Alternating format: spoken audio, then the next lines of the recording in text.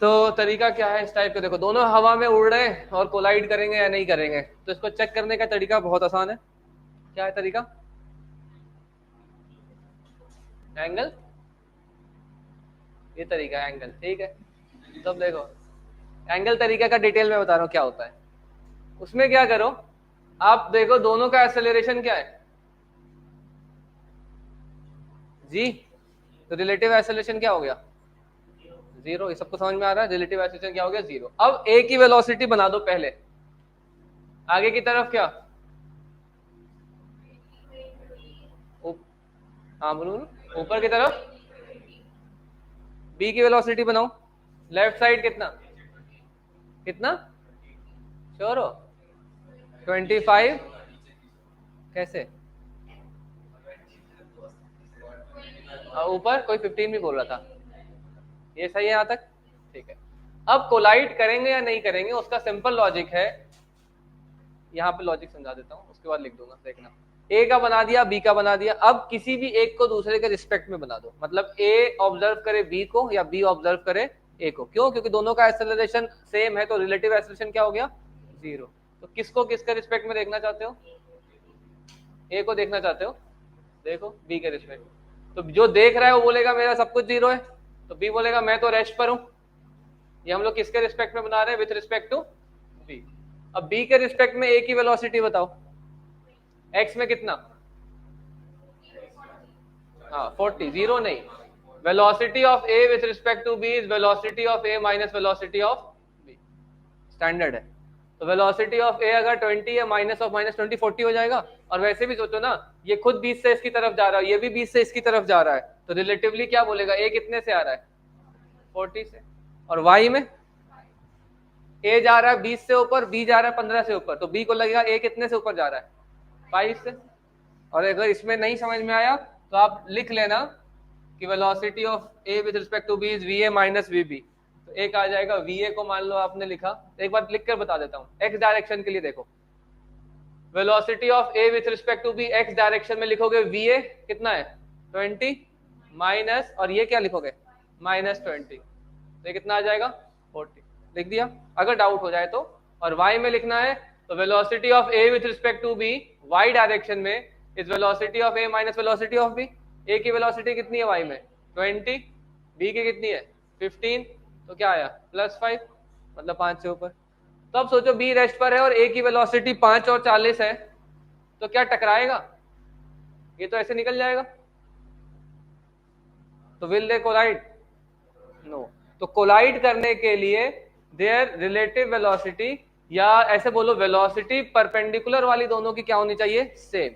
अगर ये 20 है और ये भी 20 रहता तो इसके रिस्पेक्ट में सिर्फ 40 होता। तो एक सिंपल रूल है कि for two objects to collide their velocities along line perpendicular to them should be same, या relative velocity should be zero. तो इस केस में बी रुका हुआ है और बी को क्या लग रहा है? ए 40 से मेरी तरफ आ रहा है लेकिन 5 से ऊपर भी जा रहा है, तो इसके लिए तो ए निकल जाएगा। ऐसा सबको समझ में आ रहा है ना? तो अब एक स्टेटमेंट में लिख देता हूं, for two objects to collide their velocities along line perpendicular to line joining them should be same, और relative velocity along line perpendicular should be zero. रुक जाओ, देख ही लो, खत्म हो जाएगा बस ये। तो विल दे कोलाइड का आंसर क्या हो गया? No. If no then find the minimum distance. अब देखना बहुत सिंपल है, बी बोलेगा मैं रुका हुआ हूं, ए यहां पर, ए डिस्टेंस कितना है? तो डिस्टेंस कम हो रहा है, और फिर जब ए आगे निकल जाएगा डिस्टेंस फिर से बढ़ने लगेगा। तो मिनिमम कब पहुंचा होगा? जब ए कहां आ गया हो? कहां पर आ गया हो? यहाँ चल रहा है बताना स्टॉप, तो मैं रुक जाऊंगा। चल रहा है चल रहा है चल रहा है चल रहा है चल रहा है चल रहा है चल रहा है, परपेंडिकुलर लाइन, बिल्कुल सही। यहाँ पर जस्ट ऊपर में तो दूर चले जाएगा, किसी भी लाइन से शॉर्टेस्ट डिस्टेंस तो परपेंडिकुलर होता है। तो जब ए यहाँ पहुंच जाएगा तो वो बी से क्लोजेस्ट है या नहीं? बाकी सब जगह देखो बी से थोड़ा दूर रहेगा, दूर है। इसके बाद फिर से इधर जाएगा तो थोड़ा सा क्या हो जाएगा? दूर हो जाएगा। तो क्लोजेस्ट कब आएगा? जब ए और बी परपेंडिकुलर लाइन पे आ जाए। तो this will be the closest distance. इस क्लोजेस्ट डिस्टेंस को क्या लिख लें, डी लिख देते हैं, क्या समझ जाना क्लोजेस्ट डिस्टेंस है।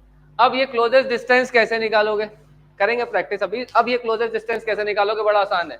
ये 20 है, ये एंगल मान लो थीटा है, तो 20 थीटा और डी में क्या रिलेशन आएगा, कोई बता सकता है? 20 थीटा और डी में क्या रिलेशन आएगा? 20 sine theta is equal to D. तो जो sine theta is equal to opposite upon hypotenuse, बिल्कुल सही है। Sine theta is equal to D upon D मिल गया 20 साइन थीटा। और साइन थीटा निकालने के लिए इस ट्राइंगल में देखो, छोटे ट्राइंगल में ये 40 है और ये कितना है 5, तो ये भी निकल जाएगा। तो साइन थीटा क्या होगा बता सकते हो छोटे ट्राइंगल से? 5 डिवाइडेड बाय हाइपोटेन्यूस कितना होगा? Under root 40 square plus 5। इससे थीटा मिल जाएगा तो डी मिल जाएगा। डेटा ऐसा रहेगा कि थोड़ा इजी आए, तो ये तरीका होता है इस टाइप के क्वेश्चन को सॉल्व करने का। ज़्यादा मुश्किल नहीं, एक दो बार प्रैक्टिस करोगे तो बहुत जल्दी हो जाएगा। तो आंसर समझ में आई है सबको? विल दे कोलाइड और नॉट? आंसर हो गया नो, यस तो है ही नहीं। What is the minimum distance between them? तो d is equal to 20 sine theta, तो 20 into 5 divided by under root 1625।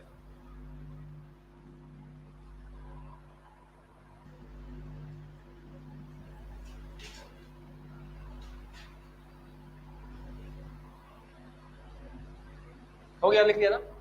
देखो थोड़ा डेटा चेंज किया मैंने। अब ये क्वेश्चन जनरली आता है ऐसा, तो आसान हो जाता है। सेम क्वेश्चन है, एंगल 37 का कितना कर दिया? 53। और सेम को फिर से सॉल्व करेंगे, सेम चीज। अब पूछा है कि विल दे कोलाइड और नॉट। कभी भी ऐसा क्वेश्चन आएगा तो सबसे पहले क्या करोगे? वेलोसिटीज को तोड़कर बना देना। देखना मैं फिर से कर रहा हूँ सेम चीज। ए बना दो, बी बना दिया, दोनों को एक लाइन से ज्वाइन कर दिया। उसके बाद वेलोसिटीज बना दो, एक अलोंग द लाइन, एक परपेंडिकुलर टू द लाइन। तो 20 का कितना आया था? 20 और ऊपर 20। बी की वेलोसिटी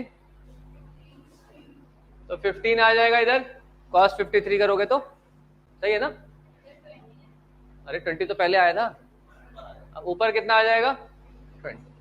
तो जैसे ही आपने देखा कि along the line joining them के परपेंडिकुलर दोनों की वेलोसिटी क्या है, तो टकरा सकता है अगर अप्रोच कर रहा होगा तो।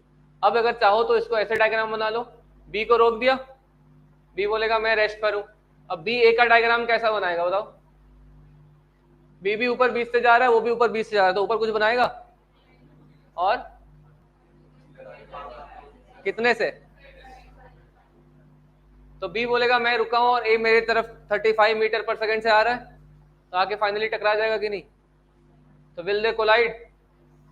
अब कितनी देर में कोलाइड करेगा? ये डिस्टेंस कितना दिया हुआ है, कांस्टेंट स्पीड से आ रहा है, तो कितने देर में कोलाइड कर जाएगा? 20 डिवाइडेड बाय, इसको इनफैक्ट 35 कर देता हूं ना, मीटर चेंज कर देता हूं। ये कितना डिस्टेंस दिया है क्वेश्चन में? 35 मीटर, तो कितनी देर में कोलाइड कर जाएगा? 35 by 35 is equal to, clear, आसान हो गया। अब पूछा है कितनी देर में करेगा और कितने हाइट पे करेगा। तो 1 सेकेंड में कोलाइड करेगा, तो ये ऐसे कहीं जा रहा होगा, ये कहीं ऐसे जा रहा होगा, दोनों कहीं कोलाइड करेगा 1 सेकेंड पे। तो कितने हाइट पे करेगा किसी भी एक के साथ निकाल सकते हो। मान लो मैं ए को यूज कर लूं, तो y is equal to U T plus half A T square, तो 1 सेकेंड में कितना जाएगा? y is equal to initial velocity कितनी है y में 20, तो v is equal to U T minus half G T square, कितना आ गया? 15 मीटर ऊपर हवा में टकरा जाएगा। उससे निकालोगे तो भी यही आएगा, देख लेना, सेम ही है, क्यों निकालो, सही है ना? 1 सेकेंड और ये, तो ये ज्यादा आसान हो जाता है। कितने देर में कोलाइड करेगा बड़े आराम से, distance divided by relative speed, और कितने हाइट पे वो भी निकाल सकते। नहीं कोलाइड करता है तो मुश्किल है, क्लोजेस्ट डिस्टेंस निकालना होता है। तो एक क्लोजेस्ट डिस्टेंस का खुद से करना, मैं देता हूँ डेटा, ये लिख लो पर पहले, 2 देता हूँ, एक कोलाइड करने वाला देता हूँ, एक नहीं करने वाला, वही दोनों लास्ट हो जाएगा। यार आसान डेटा दिया है दोनों का। फर्स्ट में करेगा कितने टाइम के बाद? सबको कर जाएगा 2 सेकेंड में, फटाफट देख लेते हैं। ये अच्छा कर दिया, ये तो ऊपर ही दे दिया है, 16 मीटर पर सेकेंड, इसको तोड़ा होगा, आगे कितना आया और ऊपर, तो अलोंग द लाइन ज्वाइनिंग के परपेंडिकुलर दोनों की वेलोसिटी सेम है तो टकरा जाएंगे। कितने से अप्रोच कर रहा है 12 मीटर पर सेकेंड और ये डिस्टेंस कितना है 24 मीटर, तो time to collide is equal to 24/12 is equal to 2 second में कितना ऊपर जाएगा कोई भी यूज कर लो, तो s is equal to ut minus half g t square, सही है ना। y की वेलोसिटी ले ली 16, तो 32 माइनस समथिंग कितना आ गया 12 मीटर, ठीक है सही है, 32 माइनस 20 12, आसान था। सेकंड वाला कर लो फटाफट, लास्ट है आज के लिए, फिर प्रोजेक्टाइल का इंक्लाइन का असाइनमेंट दूंगा एक।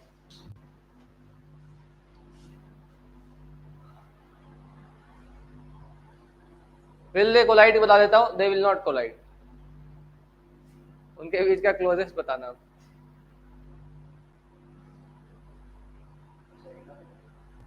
हाँ हाँ, एक को 70 से परपेंडिकुलर फेंका है, दूसरे को 30√2 से 45 डिग्री पे, इनिशियल डिस्टेंस 100 है, विल दे कुछ तो पूछा है, विल दे कोलाइड, नहीं तो क्लोजेस्ट कितना आया होगा।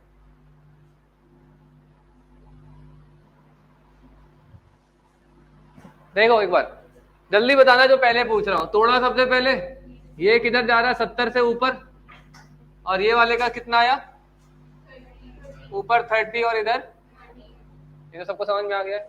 अब किसी एक को किसी दूसरे के रिस्पेक्ट में बनाना है, जिसको जिसके रिस्पेक्ट में बनाना है बताओ, मैं भी बनाता हूँ। ए को बी के रिस्पेक्ट में या बी को ए के रिस्पेक्ट में, ए को बी के मतलब ए को बी के मतलब ऑब्जर्व बी कर रहा है ना, विथ रिस्पेक्ट टू बी हम लोग सॉल्व कर रहे हैं मान लो, तो बी के हाँ 80 शायद सही लग रहा है, बी के रिस्पेक्ट में बनाएंगे, देखते आना, कहीं डाउट हो तो बताना, इस स्टेप में किसी को डाउट नहीं है। बी के रिस्पेक्ट में बी क्या बोलेगा, मैं रेस्ट पर हूं, रेस्ट पे बना दो। अब बी के रिस्पेक्ट में ए का डायग्राम कैसा बनेगा वो सोचना है, तो ए तो इधर तो कुछ जा ही नहीं रहा है, तो बी अगर 30 से जा रहा है तो बी को क्या लगेगा, ए 30 से मेरी तरफ आ रहा है, इसमें किसी को डाउट है तो फिर लिख लेना, velocity of A with respect to B is V A minus V B, तो 0 माइनस 30 करोगे तो इधर आ गया। और क्या लगेगा, बी को ए ऊपर जा रहा है या नीचे,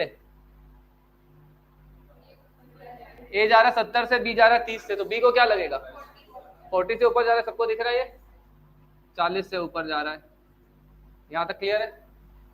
तो इसका मतलब ए है बी के रिस्पेक्ट में इस तरीके से अपने रास्ते पे जा रहा है या नहीं जा रहा है, तो क्लोजेस्ट कब आया होगा, जब ए कहां पहुंच गया होगा, बिल्कुल इस लाइन से बी पे परपेंडिकुलर, ये क्लोजेस्ट डिस्टेंस डी हो गया।